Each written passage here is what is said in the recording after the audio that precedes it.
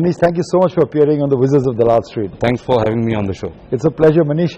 You know, there's a very popular book, All I Wanted to Learn, I Learned in Kindergarten. You learned investing from watching your dad's portfolio? Yeah, I mean, the story began some 25 years ago, after I passed out of class 12. Yeah. And I was a science student, obviously inquisitive about the know and how and why of things. And my dad is a practicing chartered accountant, so he had some stocks in the portfolio which always did well. He used to get good dividends, and the dividends increased every year. At the same time, there were some stocks like Tata Iron and Steel, which very cyclical. Very cyclical. They went up, but they came down. Dividends were erratic or not there. That made me wonder as to what made stocks move. But let me take you to 2004, Manish. The Motilal Oswal of Motilal Oswal called you for a job? Yeah. And that's correct. One fine morning, sometime in July or August of 2004, I actually got a call from him asking me whether I was keen to join them. Do you think it was a crank call?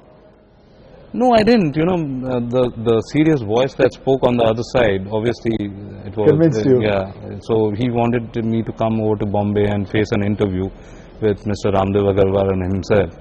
And if I could have cleared that, obviously he was willing to hire me. So, I came, I gave the interview and got selected, and now I'm here. The early part that shaped your investment philosophy was, where is the cash? How did that shape the first years of your investment business? I must say that whatever I am today so far, it's all been due to the learnings of this organization. Motilal Oswal, that has created the foundation. Buy right, sit tight. Buy right, sit tight, and ultimately numbers don't lie, and what matters the most is the free cash flows of companies, not the P&L account profit balance.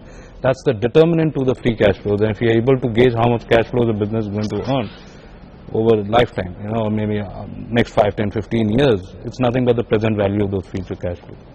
So that is what we focused on. And of course, Mr. Ramdeo Agrawal, he's a great teacher, how he creates, how he goes about explaining how businesses are and what matters and what doesn't matter. And that created the foundation, made me perfectly believe that if you got to get stock prices right, you better get a handle on the cash that the company is going to make over.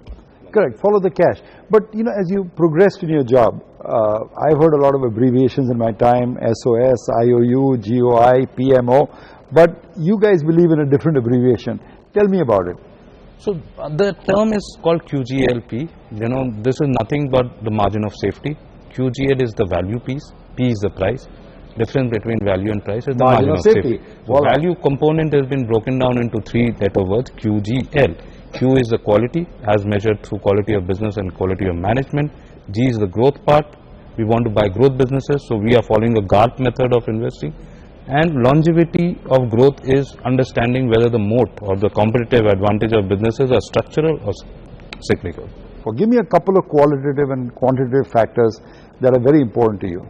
So quality, we have 2 components. One is the quality of the business as measured through return on capital employed and free cash flows. And at the same time, the quality of management is quite important. A good business run by a bad management or a bad business run by a good management, answer is a not for you. Only if a good business is run by a good management, we'll have a winner. So understanding and gauging the quality of the management is equally important. And that requires a lot of experience and of course a whole lot of methodology, and we have evolved and developed few of the forensics that we use quantitatively to gauge whether the management is of high quality. And one important thing is beating the return on capital, right? The cost of capital. Absolutely correct. In India the cost of capital is pretty high. We have very few businesses, 65-70% of the businesses in India don't even earn cost of capital, just about meets cost of capital. They should be trading at maybe 1-time price to book. Very few companies, And don't deserve a place in your portfolio according to you. You won't be beating the markets. In certain stocks, you've not only doubled, but you made 40 times your money. One of them is Page Industries. True. Tell me, how did you chance upon that stock? So of course I had some understanding about the hosiery businesses coming from Calcutta. You have some of Black, the old names. Cozy, all are good names there. Yeah. Yeah, and if you went through the DRSP, in fact we bought into the stock just about after the IPO came. So if you've gone through the DRFP, you understood how the businesses actually were very successfully managed by them in the Philippines. And if you did some internet research, desktop research for yourself, you would have been able to figure out what they were intending to do. Then it was all about going to the factories in Bangalore and understanding, what they are wanting to do. And obviously it was an aspirational brand, you knew it. Because the American brand, 100-year-old product, here they were positioning the product at a very reasonable price point. So they were offering value for money. Market was expanding, they were doubling every 5 years. He was present in the mid-premium and the super premium category, which was growing faster than the market. Manish, what was his moat? I mean, his moat is his distribution, according to me. And this distribution advantage which he has will be there even today for the next 10 years. So, despite the stock doubling and then doubling and then doubling some more, what gives you the confidence to stay on? Is it the sheer numbers that come every quarter? Long term is made up of many short terms, and if the short term, the numbers do come, you just got to figure out what should be the terminal value. And terminal value to determine, you understand the competitive advantage, the nuts and bolts of what will make that one. As long as you are confident about these numbers coming, then it is just extrapolating what is the prices to earning multiple that should be for that business. Okay. Another stock that has been very successful for you, let's go through their strategy. Eicher Motors, stock's been a fabulous stock, one of the great winners of the 2007 bull market. You spotted it young. Yeah. Tell me the exciting story behind Eicher. So Eicher had been, a fascinating story, but we looked into Eicher initially for their trucking business when they tied up with Volvo. Yeah. They opened the JV, but it was not doing that well. They were going about it, but slow and steady. Then I happened to read an interview of Mr. Siddharth Lal. Correct. And he was also equally optimistic about the Royal Enfield business. But it was meager numbers those days, 50,000 units. In a category of motorcycles, the numbers were big even in those days. The entire category was growing doubling every 7 years. So growth rates were 10-11% in volume terms. Here we were talking about a company which was selling 50,000 units, but it was an aspirational product. The name is owned by the British Navy, Royal Enfield. Of course, yeah. And the Bullet and the classic 350, which is the best-selling bikes, it just kept on ramping numbers, and margins kept on increasing. He had a sweet spot in terms of segmentation, you say? Absolutely. He does not compete. He has created the segment for himself.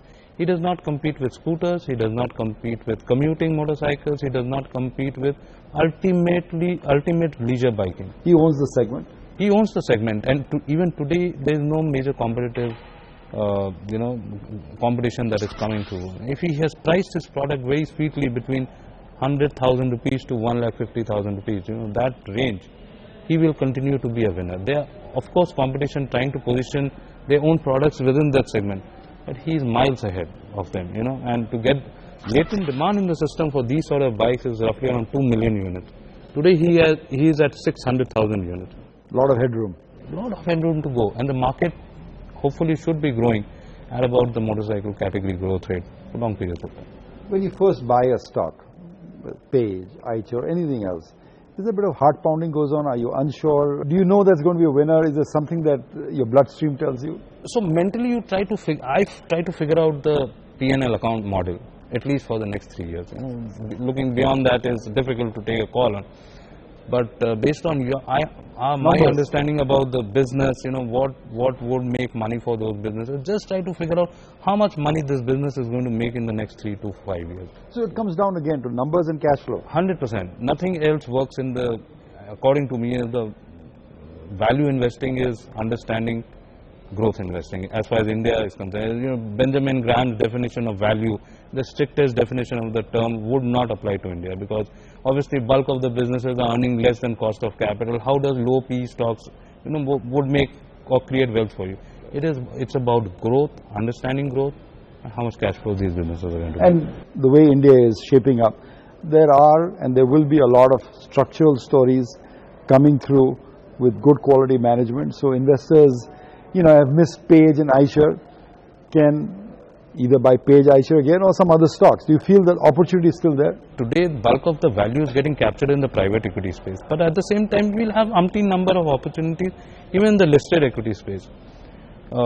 So, yes, one thing which I look forward to also is to understand how much the profit pool is going to grow and how many players this profit pool is going to get shared with.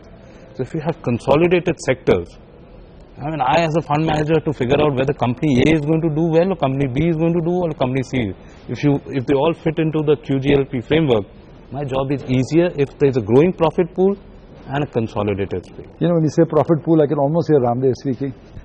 Of course, I am his disciple. I mean, there's no two ways about it. It's very well said. You know, this is a world full of buy today, sell tomorrow, and the courage and conviction with which you make your calls has been exemplary. Thank you so much for being a part Thanks, of our Ramesh ji. show. Thanks for having me.